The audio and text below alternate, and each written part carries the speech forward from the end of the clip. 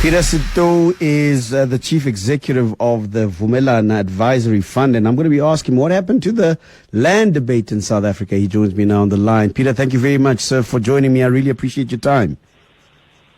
Thank you so much, and thank you to your listeners as well. What is the Vumelana Advisory Fund do? What is that? What's that organization about? Yeah.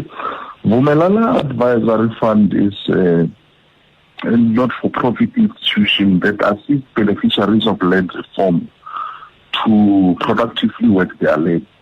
We do this through assisting them with investment mobilization, which is much needed to ensure that land can be put to productive use. See, what happened to the land conversation? And would you agree with me that it seems to have taken a little bit of a backseat, given the fervor with which land reform, the issue around Section 25, its amendment, issues of expropriation without compensation? It seems to me that the fervor with which it was discussed last year has dissipated quite significantly. Would you agree? And if so, why has that taken place, Peter? Well, my personal view is that the issue hasn't really quite dissipated. You realize that what happened last year was there was a whole debate whether expropriation of land without compensation will happen or not, or whether the Constitution, if amendments will be made to the Constitution or not. Yes. I think now South Africans sort of got to a position where they understand that the reality of the country is that expropriation without compensation will proceed. Now, how it's done, it's really a moot point at this stage. Now, you realize that there are a number of processes that have been put in place to drive this.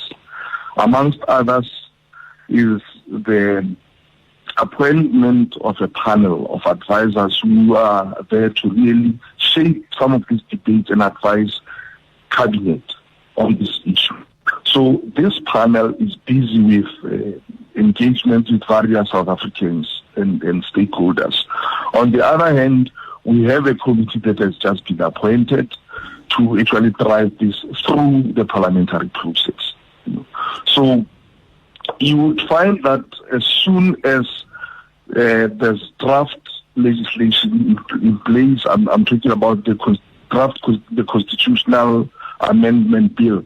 Once it has been drafted and it's thrown out into the public domain for comment and the parliamentary process actually gains traction, you will probably see the same amount of energy that we've seen in the past. I mean, land reform has reached really unprecedented sort of support and from all walks of life. I mean, you are young and old have actually shown interest in the subject. So the big debate last year was whether or not expropriation without compensation should take place, and you saying to me that the debate produced the understanding that has now been accepted that it must take place, expropriation without compensation. If I put it to you, Peter, and said, well, expropriation without compensation has been happening in this country since 1652. The only people who had expropriation without compensation of land were black people in this country. What would you say? Well, let me put it this way. Expropriation has been happening in South Africa. We have an expropriation act in place. But what we didn't have is expropriation without compensation. Remember, in all the instances where the state actually expropriated, there has always been compensation. So that's why I'm saying that I think as it is, South Africans have resigned themselves to the fact that expropriation without compensation will now proceed. But how it's done will make or break the country. And government or the public is really looking at government to lead this and guide the process so that and also to enable a progressive process going forward. Yeah. I don't want to belabor this point, but I'm going to ask the final question about this. Again, I'm going to say to you that it has been happening, and it has been happening without compensation. And I'm going to give you a number of examples. The reason why at the moment we have the acrimony and the tension happening at Expropriation is precisely because the people of Expropriation are saying that government with their mining partners want to take land without necessarily compensating the people in kind. The people of, let's say, Bapong, just here in the northwest, are complaining that previous governments, including our very own ANC government at the moment, has allowed mining companies to expropriate land, and that is why there is still so much pain and suffering in places such as Marikana, places close to that area where mines have been operating, where to this day the kinds of compensation that the people in those communities were promised have not been given. A case in point again is the story of the building of Nkandla, the latest, shall we call, national key point, where 8 families were removed while the president's home was being built. Those people were simply removed from those pieces of land without any compensation to build the president's estate. I mean, I could go on. There are complaints at the moment about the tomato farms of ZZ3, where many of the communities in the areas around Tanin have been removed and set aside, put away, without any real compensation. Big conversations are taking place at the moment about land developers who are developing these private estates, moving people that have been living in those areas, and again without compensation. I put it to you once again, Brapira, that expropriation without compensation has been happening in this country, but only in as far as it affected black people. Yeah, I think if I understand you correctly, what you have been describing, or most of what you have been describing, really relates to the history of dispossession in this country. Yes. I think we all accept the fact that dispossession has happened in South Africa, and it's for that reason that we are having these debates around land reform, or how to ensure that we can, right the wrongs of the past. I think that is a starting point. That I don't think is But what I'm suggesting to you is that our very own government that we put into government in 1994 has been continuing with that legacy, but it has been happening specifically for black people. Yeah. I was saying what we're seeing actually happening is actually the remnants of the historic laws of the past.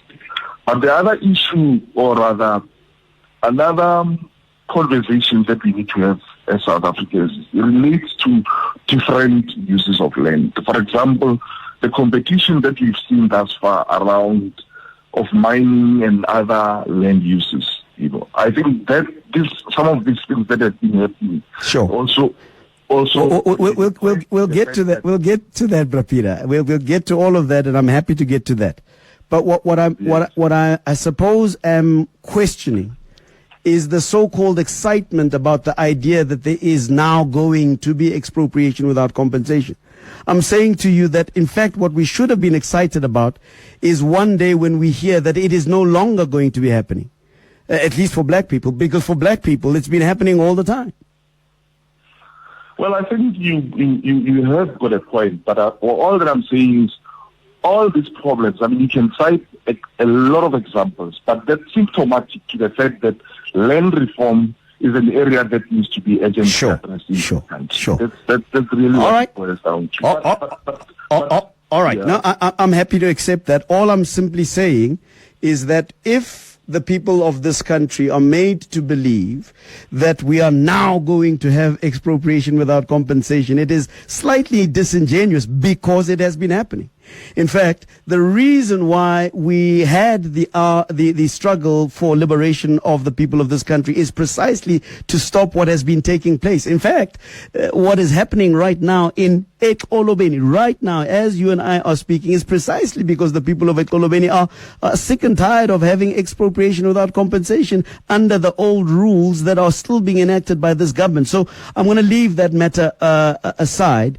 All I'm simply saying, and what I'm trying to say in this conversation, is that let us not mislead ourselves by thinking that it would be a new thing, the expropriation without compensation. It's been happening all the time. But let's move away from that. I see your point. Yeah, the issue now is that the recommendations of the Imbizos, the advisory panels, and all of those people are wanting to push through the amendment of Section 25 before the end of this parliamentary session, the 5th parliamentary session. Do you think that that is going to happen? And if not, why not? Well, I do think it's a bit of a tall order. Yeah. My own personal opinion is that it's still going to, given the amount of attention that this topic has actually drawn, looking at various sectors of our society. Yes. There is every likelihood that this matter will only fully addressed after the elections. We have a situation where now May the 8th has been announced by the president as the election day. Yes. So most of the political parties will, as a matter of fact, be focusing on the elections. You must remember that the parliamentary process is quite detailed. Yes. You still need to craft the draft bill. Once you've got the draft bill, it must go through the parliamentary process. You must still do consultations with various organs of civil society, including business, etc. From there, it must go through the 2 houses of parliament. So, yes. Looking at the amount of time that's left, it's well nigh impossible for us to actually conclude that process. So we can safely assume that this process will only really get into high gear after the elections. The high gear that you refer to, Brapita, what is it supposed to, what's the end game? What is it supposed to produce? I ask this question because, as you and I know, that the conversation around land can be quite emotive. It's historical. And the people of this country, particularly the dispossessed people of this country, have been crying for land for time immemorial. And every now and again, there is some sort of political fervor. People talk about it, and there's T-shirt wearing and jumping up and down and singing of songs. But there is no real deliverable stuff for the people of this country. What is the end game? What do we want land reform to look like in this country? Yeah, in fact, I would start off by saying as South Africans, we must look at the government's target to redistribute 30% of the land by 2030. Hello? Yes, I'm listening. Yeah, I'm saying we must look at the target of government to redistribute 30% of land by 2030, while we seek to understand why only 8% of the target has been reached. And more importantly, we need to understand why a significant portion of the land that has been distributed thus far has been unsuccessful. Now, we have to address these challenges as we seek to move forward to make land reform a success in the country. There are a number of important questions that we should be addressing so that we can have a holistic approach to land reform. We need to be asking ourselves questions such as, how do we urgently address the current problems that are facing land reform as an example? For example, how do we select land reform beneficiaries and what are they eligible to get? We need to address things like, how will beneficiaries of the land be supported to ensure that there is this productive use of land? Because remember, the current problem is a number of communities have had land actually restituted to them. Yes. But that land is lying fallow because there isn't any form of support to actually work that land. So we need to deal with those critical issues and not only focus on amending the Constitution, because amending the Constitution will not necessarily address the current problems that we are currently seeing in land reform. For example, which is it not then why some have argued that the conversation about amending Section 25 of the Constitution is actually a moot point, because it's not going to achieve the real practical end game, which is why I'm asking you the question. What is the practical end game? The political end game, I suppose, is plain for everybody to see. That you have people that want to change the Constitution for whatever ends that they want. But ultimately, on the ground, practically, people are not feeling the economic benefit of having land. What then is the end game in as far as the land reform story is concerned? What is it that people are actually trying to achieve? And is that not part of the problem, that the end game is not clearly practically defined?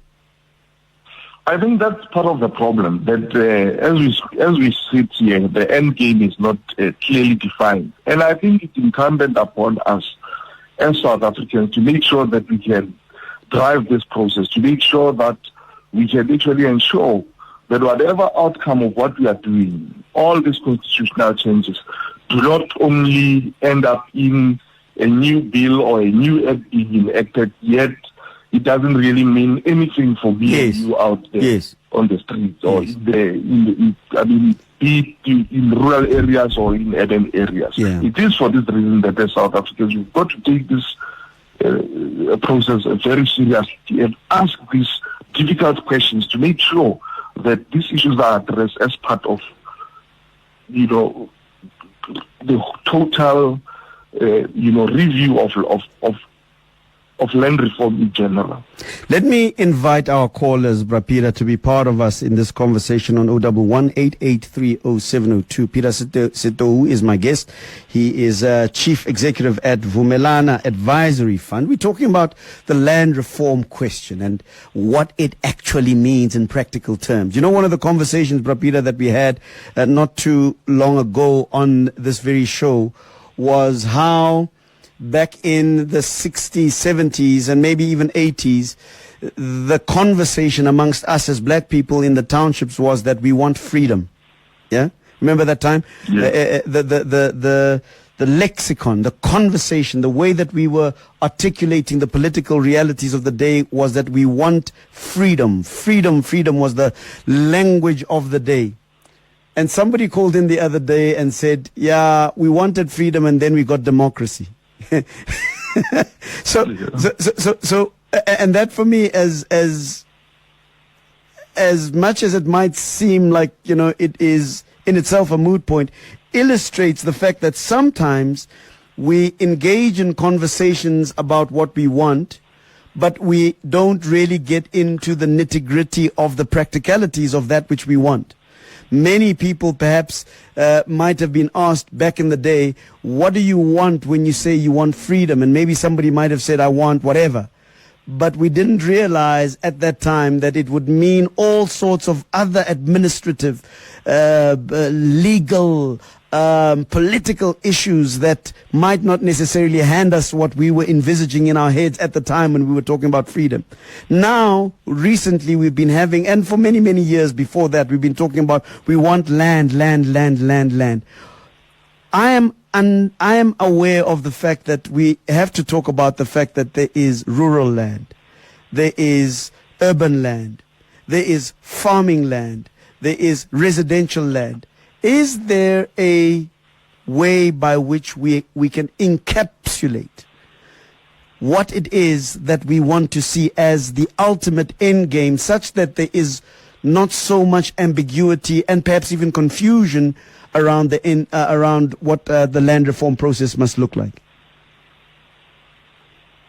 Yeah, I think you're raising an important point, and it's for that reason, from our side as Vumelana, working in this area, have been emphasizing that South Africans really need to stand up and engage more meaningfully in this process to make sure that all the angles that you've described can actually be addressed. And I think for our part as Vumelana, we have been assisting beneficiaries of land reform to establish commercially viable partnerships between investors on the one hand and communities with really a focus on creating jobs and skills, particularly in the rural areas. That has been our major focus, and we subscribe to the notion that there's a huge demand on the government fiscus. Now, tapping on private sector, assistance or involvement is the most immediate way through which you can make sure that land reform works, particularly for communities. What are we looking for from the private sector? What exactly are we wanting them to assist? In which ways are we looking for assistance from the private sector? Please join us on this conversation on 011-883-0702. I'm going to also say this to you, Brapida, and maybe you might want to comment on it. I am suggesting to you that the reason why I think that the matter of land reform has taken a bit of a backseat is because the political rhetoric around land reform is basically what has taken the backseat. It is the administrative practicalities that need to now be put in place that don't have as much oxygen in the general conversation. And people are looking for guidance from yourself, from myself, from all of those people that have a keen interest in the land discussion to give them direction as to the practicalities of that. And that's why it's taken a backseat. I'm interested to hear you comment on that. Well, for my sense is a lot of people are actually anxious to see the draft, bills that are going to be produced by the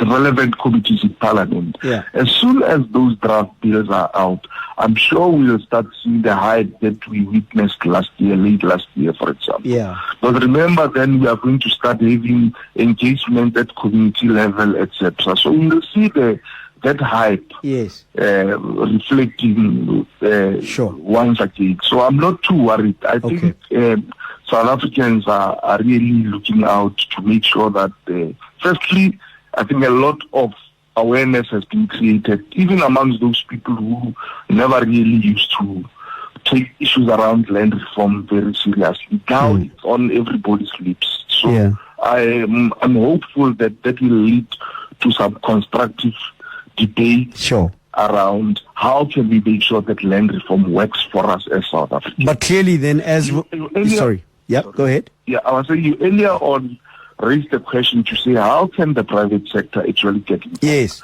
Remember, you have a situation where beneficiaries of land reform would be having the land, All that they will be having is this piece of land, but they would not necessarily be having access to finance, access to markets, and this is something that the private sector has got. They've got access to markets, they've got access to finance. So the one way of actually, enlisting the services or rather engaging the private sector is to make sure that you can create partnerships between these two parties so that you have productive relationships to make sure that the land can be worked, communities can benefit on the one hand meaningfully, and the business can also benefit. So it becomes a win-win situation. Yeah. And over time, our people should be able to take over. Once they've had the requisite training, they know how to work the land.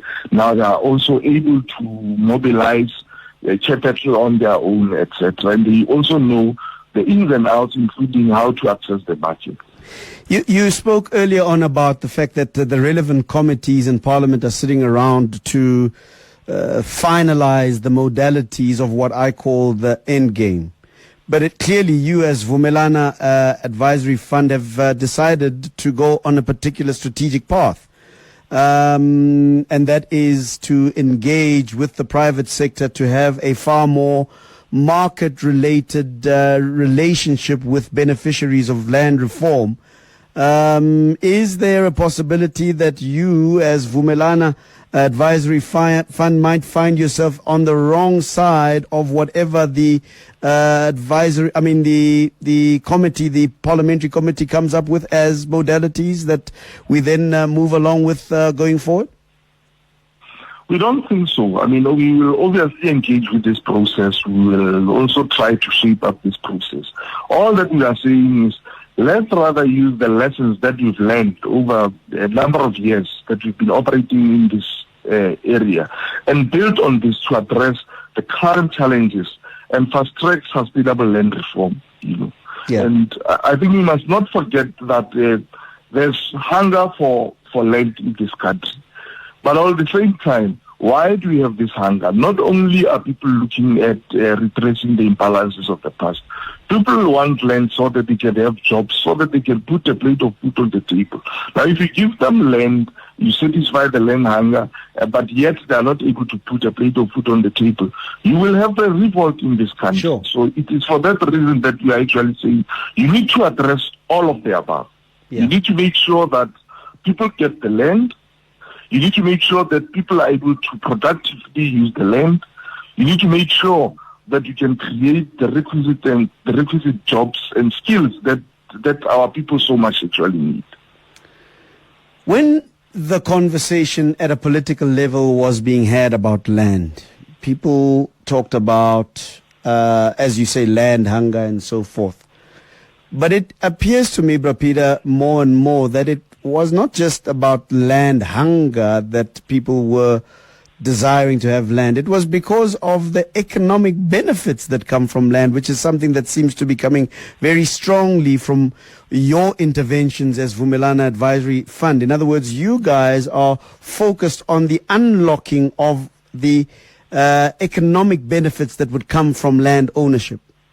Do you think that in the general conversation in this country about land, that aspect of why people must have land has been sufficiently, how shall we say, sufficiently spoken of?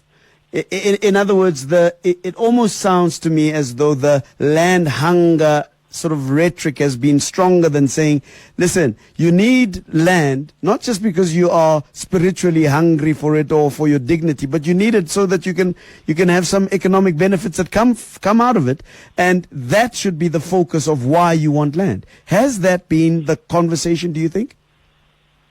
Well, this is what we have been emphasizing all along, and this is the angle that we are actually pursuing, to say, yes, it's one thing to make sure that people can get the land, but let's focus on this.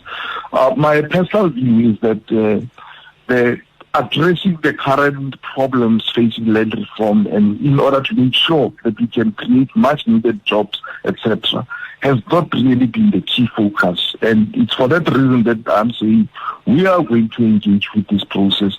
We are going to share what we have been doing over a number of years as Vumelana, to say this is what we've been doing. These are the challenges that we've learned. This is how we have addressed the challenges. This has been our experience as to what is it that people are looking for on the ground. Because remember, land reform has got both rural and urban dynamics. Yes. People who are in rural areas are looking for something else. People in urban areas are looking for something somewhat different, and we need to address these different traits. 011-883-0702. My guest is Peter Setou. He's Chief Executive of the Vumelana Advisory Fund. We're talking about land reform, what the possible end game is going to be, and why it is that there is a bit of a lull in that conversation at the moment. Peter's of the opinion that it is because, the modalities are still being dealt with by the relevant political sort of principles in Parliament. I hold a slightly different view from Peter, but that's fine. We'll see how that pans out. But I'm interested to hear from you on 011-883-0702. Where I agree with you, Peter, is that there needs to be a greater conscientization of those who aim to be beneficiaries of land reform at some point, to understand that this is an economic asset. And of course, part of the political contention is whether or not people should be allowed to own the land in their own right. In other words, to have full title of the land, or whether the land should be leased to people. And I agree with you that there are different requirements by different demographics as far as land is concerned. As you said, people in the urban areas, people in the rural areas. What is your position as far as that is concerned? Well, Vumelana has largely been working in the rural areas. I mean, we tended to focus more on communities who got their land through restitution. Yeah. You know, we know that the bulk part of the land that has been restituted to our people, well, has not been productive. And we saw this as an opportunity to actually turn this situation around, to make sure that we can bring in much needed investments, to this community-owned land, to make sure that they can start really working the land, that they can start really ensuring that people can get jobs. Do those communities have title of that community-owned land? Do they have title over that land? Well, most of the communities that we've been working with did or do have title. Remember, we've got lots of hectares that have already been transferred to South African communities, land which is owned by communal property associations and trusts. So that has been Vumelana's focal area, to say we want to make sure that land that has been transferred to people in rural areas, to CPAs, trusts, we can turn that around. Remember, in many instances where land has been transferred, you'll find that there were people who were employed in this land because it was worked before. People ended up losing jobs, as and when the land was transferred, because communities did not have the money to actually make sure that the land can stay productive and to make sure that those jobs are protected. So what we are trying to do is to make sure that, one, we save the existing jobs and we create even more jobs. So that has been our focus. But I mean, on the other hand, to respond to your question, you do have land that, for example, that's owned, or rather that's managed by your traditional authorities, etc. We need to come up with some interventions on this one. For example, to make sure that we can improve on tenure so that there's some level of certainty, because most of the investors would like to invest in an area, or rather in an environment which is more certain. You need to make sure, you need to at least get some sense that your investment is secure in a way. So we need to address the issue around land that's really administered by our traditional authorities. On the other hand, when you look at the urban areas, you've got a number of people who are staying in townships who do not have title deeds as yet. That's where we need to start, to make sure that those people are provided or they get their title deeds. People who are staying in RTPs. I know that government has made some strides in terms of at least addressing that, but I think we can do more to make sure that those people get title. People who are staying in formal settlements, we need to make sure that we improve on the tenure for people who are staying in informal settlements. There are a number of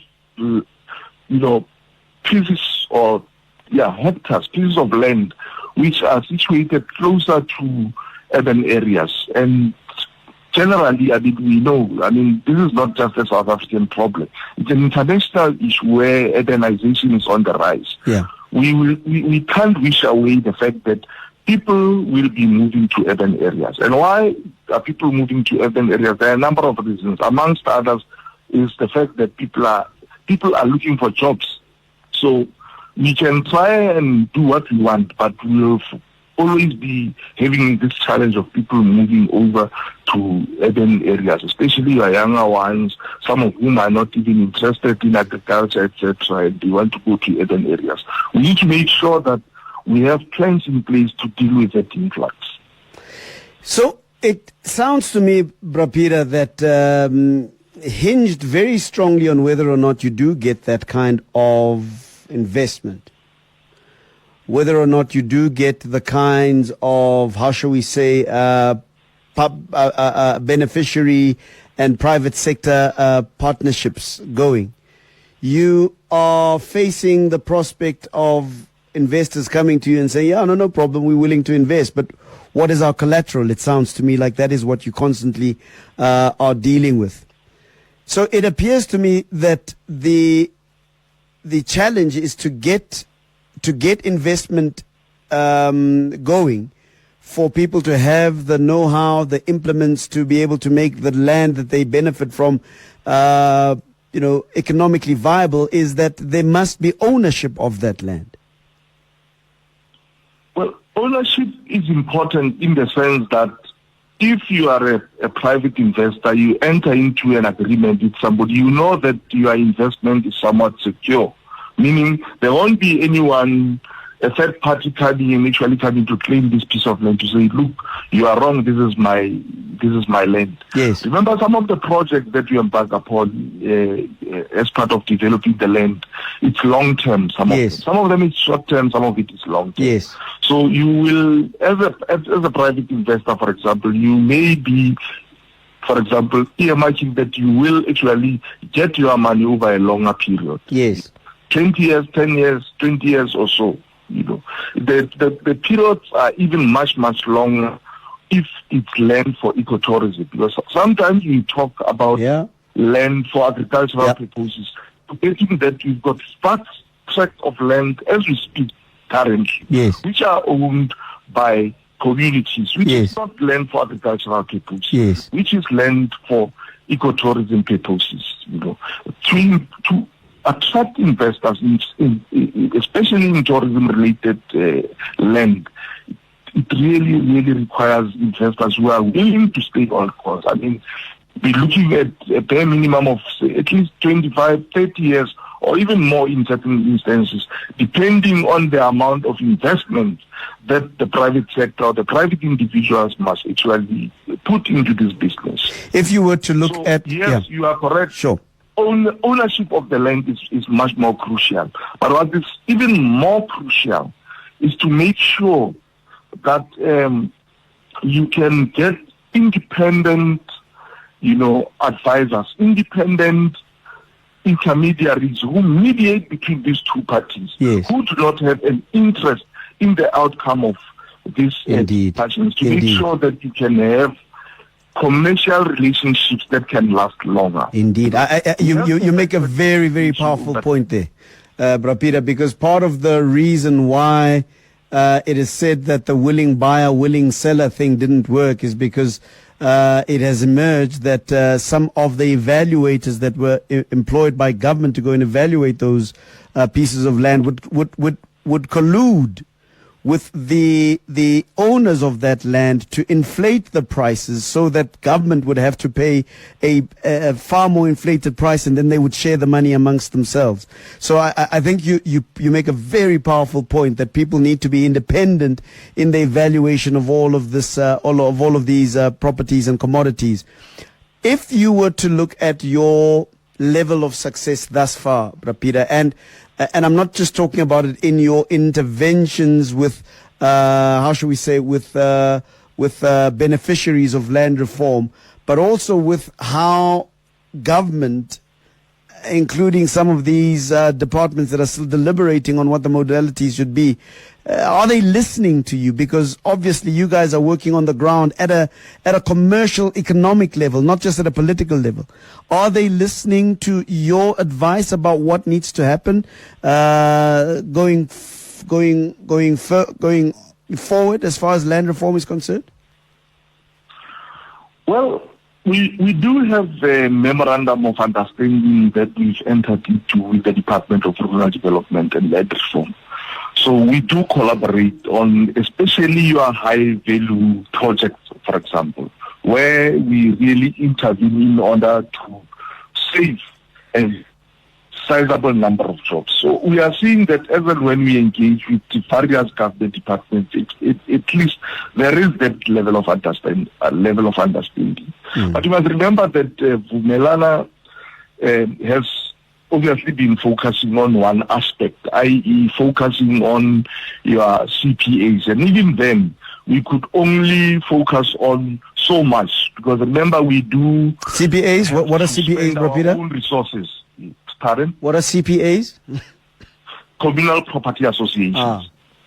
Yes. Yep. That's traditionally what we have been focusing on as Vumelana. Yes. So we are saying we need to expand our reach, if and only if we can actually ensure that we increase our scope, or rather our reach, replicate what we have been doing over the years, I think we can have meaningful impact. And to respond to you, I think there's greater acceptance on the part of government that government can't go it alone, that we need to start doing things differently, that we need to make sure that we meaningfully engage with communities if we are to get this thing right. We also need to meaningfully engage with the private sector. And more importantly, we need to make sure that we create an enabling environment if we are to fast-track investments, particularly in land reform. Let's quickly talk to Rose, who's calling us from Edenvale. Hi, Rose. Hello, Aubrey. Yeah, hi. Hello. I might have missed something while I was waiting. I just want to know if the government is going to subsidize these people who are going to be given this land, because in the beginning it won't be viable. They won't be earning money, and they still got to pay for rates and taxes and municipal services. So how will they be able to do it if their businesses or the land is not profitable? Very good question. In the beginning. Very, very good question. Let's see what Peter has to say about that. Thanks very much for the question, Rose. And again, Peter, I suppose it's one of those very practical questions that are arising out of this conversation. What do you say to Rose? Well, it's still early stages to really say how will this process really unfold. Who's gonna pay, who is going to be paid, etc.